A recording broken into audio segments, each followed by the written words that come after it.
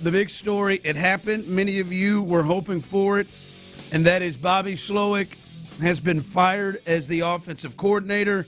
Also, Chris Strausser, the offensive line coach, he has also been let go and relieved of his duties as well. So you're starting over with those two spots that many people have been clamoring for to be changed.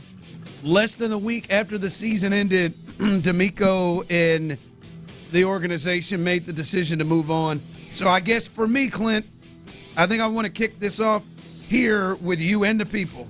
Are you surprised, and do you agree with the move? I'm not surprised at all. Now, look, I'll be honest. I did not think it was going to happen, but I'm not surprised. There's plenty to justify D'Amico Ryan's decision here. We're talking about an offense. It's easy to get caught up in what C.J. Stroud did last year and winning 10 games last year and being really, let's be honest, an offensive-driven team more so last year than this year. And then this year, if you look at the numbers, you laid it all out yesterday. There has been some little bit of a backslide in yards passing and a little bit backslide in total yards, but overall you still put up 22 points a game. Your run game got better. I mean, it's easy to look at those advanced stats and really get caught up in overall production. But the reality of it is, this shouldn't surprise anybody. I mean, you know, we're 2 weeks into the season, and Bobby Slowik's still talking about trying to find an identity offensively. The same pass protection problems that kicked your ass against Minnesota early in the season reared their ugly head against the Kansas City Chiefs. In fact, I'll say it was worse than the Kansas City Chiefs because it happened in the most important drive 3 times in a row when you got to go score, and it was very similar issues. We've heard people talk of the display of just the lack of detail involved in the execution. And as I said yesterday, it was overall in this offense. It wasn't just critical moments. Let's not sell this thing short. It was not just critical moments. So, I mean, look, there was, again, I did not think it was going to happen, but there's plenty to justify D'Amico Ryan's making this move. So this shouldn't surprise anybody, really. No, it's not surprising. We were talking about it, and even though I've been one who said I wouldn't have done it, and it's still here for me. I don't think that it was the move. The only caveat I have is if there is an issue with the quarterback, then all bets are off, right? If you don't feel like he's the one that can work with the quarterback, for me, just from all the info we know, from the outside, he's been there 2 years, and you know, I felt like there were some clear circumstances that led to some of the issues that the offense had, along with the things that he needed to improve on. So I wouldn't have done that, but not surprising. I said it at the end of the year after that, maybe it was the Ravens game. Hey, the rest of the way, he could be coaching for his job, right? And we knew they were playing Tennessee, and they had playoff games. And if it went bad, you know, he could be coaching for his job. I said it into the Charger game. He's probably coaching for his job. So it's not surprising. To me, the other part, do I agree with it? I personally, from the info we know, don't agree with it. Now, as I said, if it's the quarterback thing, hey, all bets are off. We'll see who they bring in and what they do.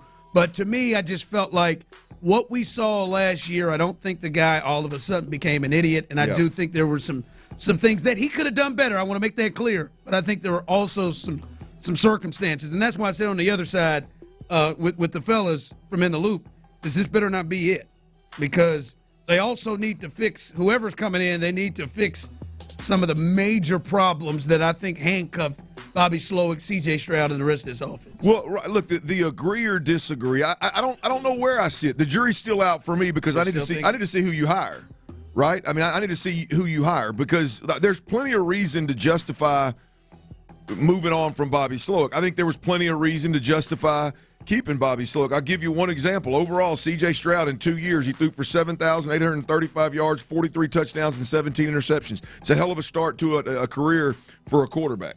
I know when you're staring at what Jaden Daniels is doing in Washington right now, people want to think it's just going to happen every single year. It's rare. We've seen it twice. I didn't think I'd ever see it again. Now Jaden's doing it.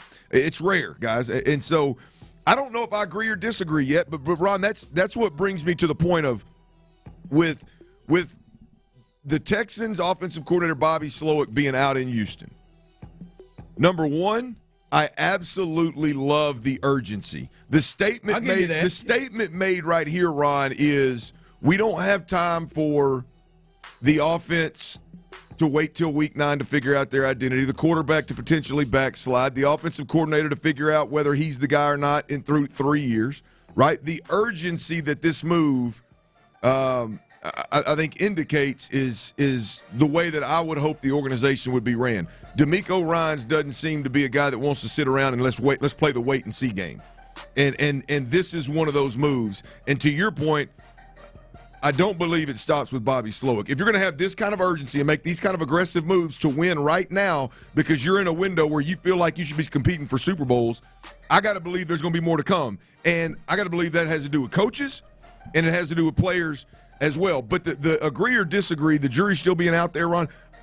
Who's the OC? Who do you have in mind? This can't be we got to move on from Bobby Slowik and then we'll just have a search and figure out who's out there. They got to have you think they know? Yes. You think they know who it is? They better. Before you make the move? They better. This wasn't just we just got to get rid of him. No. You got to know where you're going. You better have somebody in-house that you just wholeheartedly believe is a surefire grand slam play caller. Oh, God. You better have somebody in one of these other systems, whether it's Minnesota or Green Bay or San Francisco, whatever, Cincinnati, whatever it may be. You better have somebody that can come in here with a similar terminology and change the game, and it is bona fide. You absolutely believe it. Or you think he's changing the offense? Well, that's where I'm going with this. Yeah.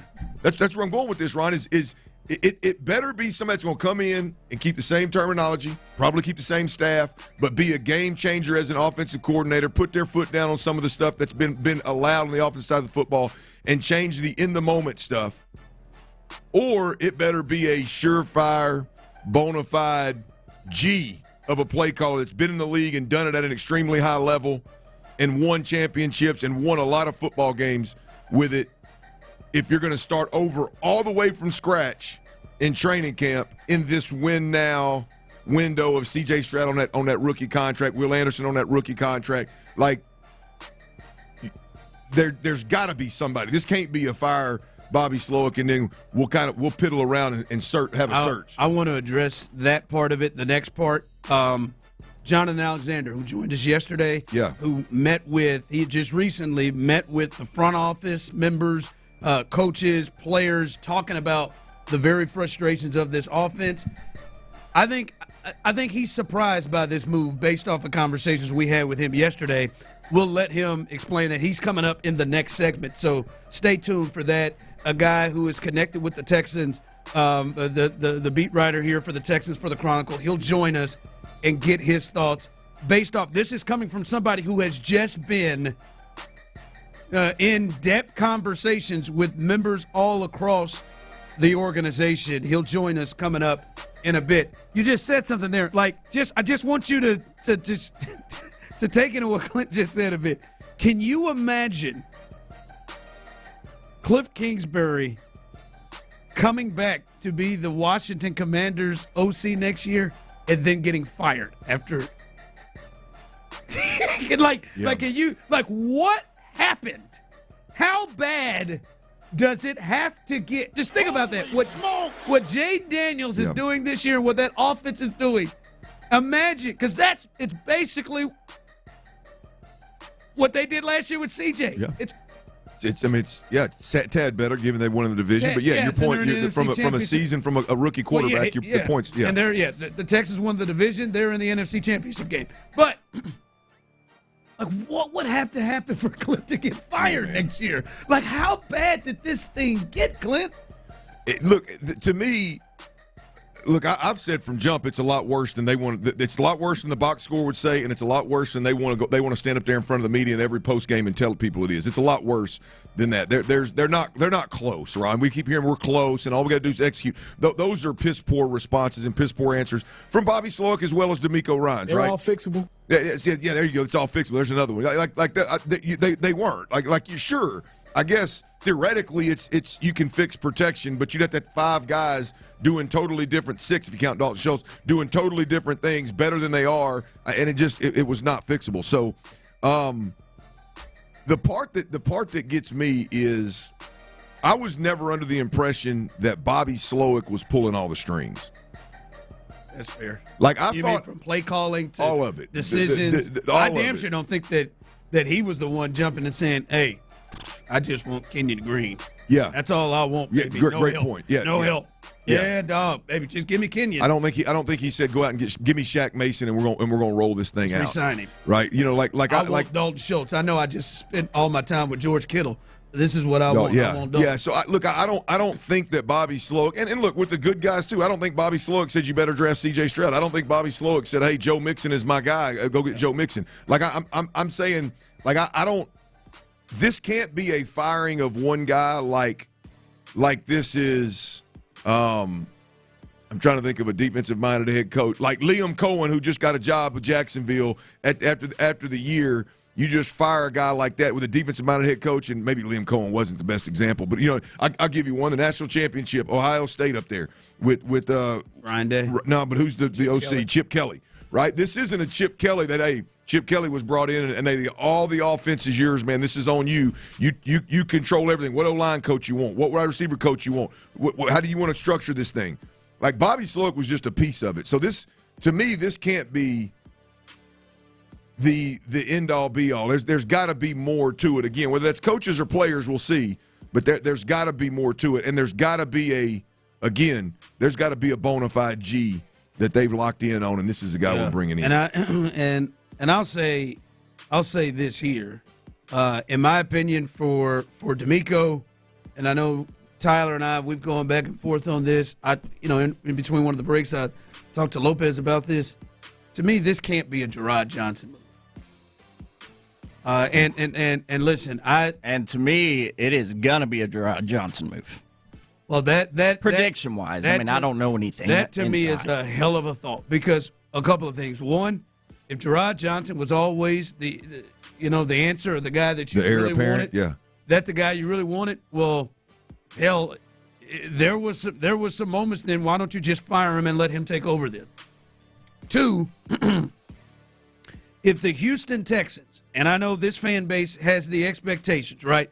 And I said it to Tyler before the show, and he said it, yes, getting to the AFC Championship game at the very least. If that is the expectation and what you want this team to get to go bring in a guy who has no experience putting together an offense or calling plays, with those expectations, if you just fired a guy who was a year removed from being one of the hottest head coaching candidates and helped turn this thing around with your offense and C.J. Stroud in 2 years, and then you bring somebody in that doesn't have any experience calling plays or putting together an offense, that's a hell of a look for a team that is going to try to get past the Chiefs, to try to get past the Bills, to try to get past the Ravens. Yep. Like, as you said, if they got somebody in mind, it probably should be somebody that is established, somebody that has had great success in the league. So, well, look, if there was somebody in the building that was a surefire, this is the guy we're moving to. We've seen him already. Well, we wouldn't have had the same problems against the Chiefs that we had against the Minnesota Vikings. It was a collective effort on the offensive side of the football. If figuring out a protection, I'm sure wasn't hey man, we're having protection problems. How we gonna figure this out? I'm sure Bobby Slowik and Chris Strouser didn't lock everybody out and say no, it's just us two. Right? If there's somebody in that building that has the ability to call plays at a Super Bowl level, that has the ability to scheme up and solve problems that we saw throughout the year with the Texans, if they've been in that building and those problems haven't been solved, I got to question the ability to solve those problems by somebody in the building. I just look, for me, I think this is an aggressive move, and I think it screams somebody from the outside is coming in. I would think. And somebody from the outside is coming in that's got pelts on the wall. Somebody from the outside is coming in that is going to decide, D'Amico's not going to do it. They are going to decide, do you want to keep Gerard Johnson as the quarterback coach? Do you want to keep Ben McDaniel as the wide receiver coach? Do you want to keep the running backs coach? Do you want to make who do you want? This is your call. And damn it, when the rubber meets the road, it's going to be on you. We can't have C.J. Stroud is a pocket passer. C.J. Stroud cannot be the most pressured quarterback. And by the way, he's a high-level processing pocket passer. He can't be the most pressured quarterback in the NFL. Can't be. It can't happen. Now, we'll say this, Tyler. They hadn't. There's no word that they have parted ways with Gerard Johnson, so there is a sign there. Correct me if I'm wrong, but the report is the O-line coach and the assistant O-line coach are out with Slowik. That's and correct. Then the report after that is everybody else is going to stay in place, and the next offensive coordinator will decide if they want to keep them or not. Yeah. Yep. Had to get them too. They are clearly saying it's you two. Gig them, Gerard. That it is your fault. Like, you are the scapegoat. Everybody else will have an opportunity, but you two are rolling out.